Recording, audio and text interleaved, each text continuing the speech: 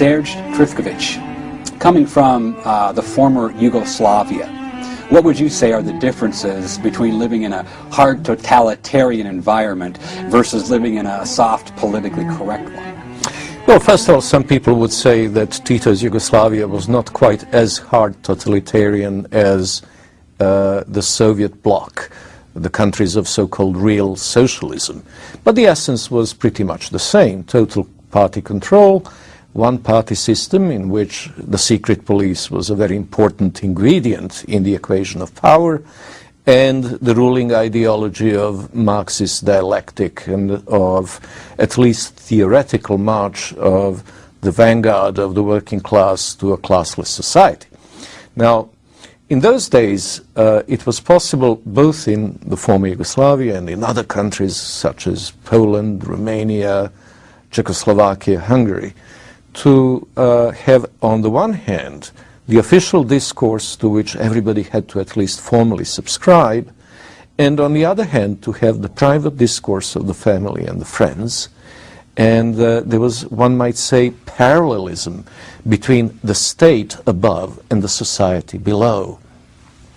Now, in the terrorist phase of the Bolshevik Revolution, there was a deliberate and very bloody attempt to blend the two.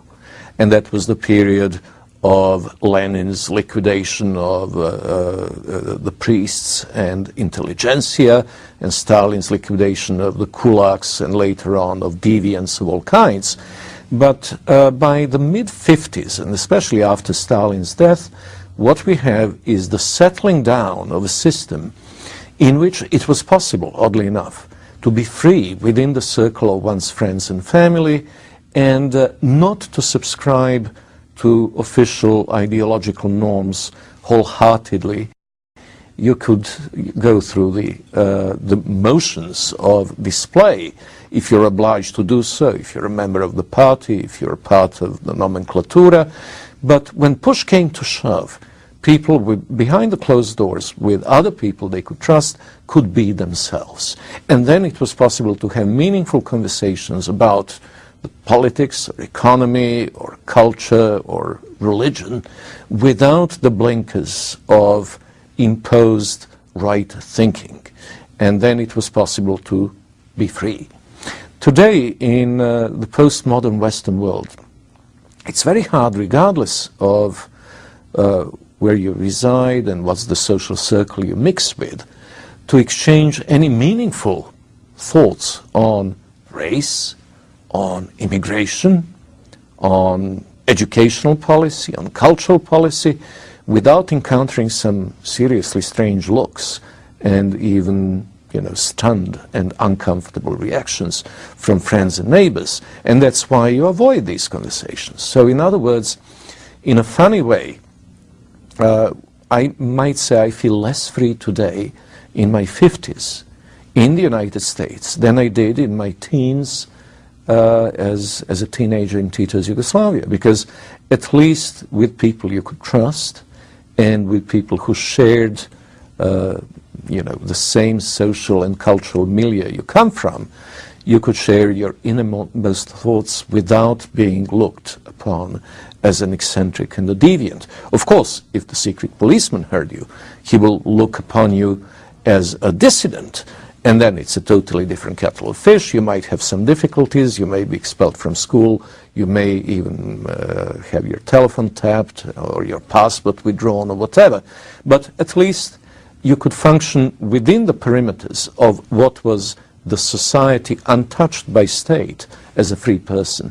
And that's, by the way, a phenomenon that many other East Europeans I know have mentioned, that in a funny way they felt freer at a time when they were being harassed by the secret police, when they were subjected to all kinds of unpleasantness by the state, because at least as individuals of integrity, they could be true to themselves and the society recognized them as such.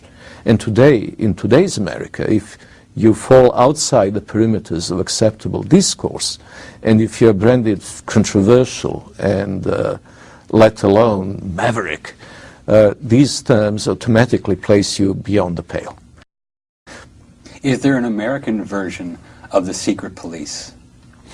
It functions in an informal and unofficial way. At the top of the scale, it is manifested in the firing of one Williams from NPR. At the lower end of the scale, it is, non-tenure for those associate professors who do not toe the line, non-renewals of contracts in media outlets. There is a very well-developed informal mechanism which actually has the same end result. In communism also, in the last 2 decades before Gorbachev, you were unlikely to end up in Gulag, but you were very likely, if you got on the wrong side of acceptable discourse, to lose your university position or to be forced to look for employment outside your primary area of professional expertise. And something very similar is happening in the Western world, especially in academia and the media, and of course government.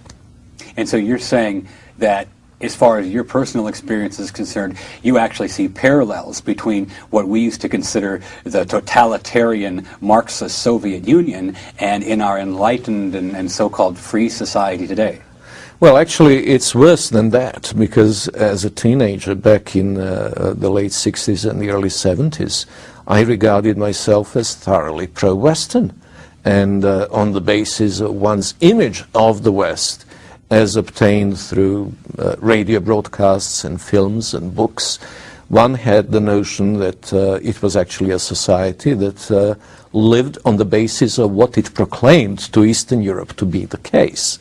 And then grasping the yawning gap between this image and the reality as it greeted me when I finally came to the West in the 70s, first as a student in Britain and then in the 80s as a journalist in Bush House in London, and then in the 90s as both a member of academia and a journalist in the United States, is pretty painful, because then you come to see that structural problems of integrity versus compliance and of freedom of thought and expression versus imposition of norms, both legal and informal, is in some ways more pernicious and more stifling in the West than it had ever been in the East. How far would you say have cultural Marxist processes advanced in the former Soviet countries? Well, it's an interesting question, because post-communist Eastern and Central Europe emerged from communism more or less unscathed when it came to the integrity of the family and to the ability of the society to function as an ordered, coherent whole.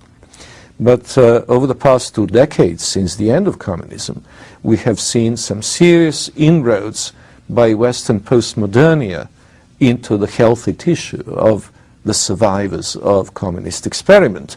And this is particularly apparent in educational reforms which are being dictated from the West. For instance, the Bologna reform of universities and various secondary and even primary education reforms advocated most notably by the Open Society Foundation of George Soros, where the emphasis is on deconstructing the classical educational model, which, by the way, the communists did not fiddle with, so that people going through high school in Eastern and Central Europe, and especially going to good universities in places like Warsaw, Moscow, St. Petersburg, Belgrade, Prague, could actually get far better education than any but the very elite institution attendees in this country, for instance.